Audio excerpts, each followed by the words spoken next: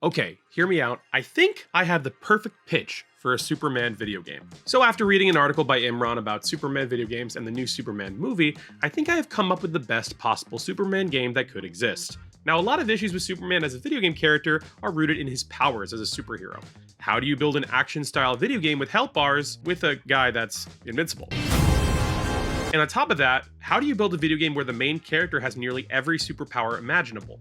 Do you remove all of his powers a la Metroid? Well, then we're kind of missing out on the entire fantasy of Superman, right? All these questions were swirling around in my head until it hit me. We do a Telltale-style narrative-based point-and-click adventure game. The idea came to me when I was thinking about the most interesting aspect of Superman, the choices he has to make in his daily life. If Superman can do nearly everything, then what does he do first? And how can those choices affect those closest to him? Superman's most interesting aspects aren't even his powers, but it's his choices with how to use those powers. And as a sample for how the game could be, here are two examples. So imagine you're at the Daily Planet and you're working on an interview with Lex Luthor. As the interview goes on, Lex starts to get more and more hostile towards Clark, and starts to make some snide remarks about Superman. Do you push back against him and get angry? Well, that might accidentally tip him off to your identity. Do you try to trick him with harder interview questions to figure out his next evil plot? What if you're able to charm Lex, and then Clark Kent becomes his confidant and best friend based on your choices? The possibilities are endless. And another option is, what if during a large-scale monster attack, the monster is trying to destroy a massive building, while smaller monsters are attacking civilians on the street level? Which problem do you tackle first? And what if during these combat sequences,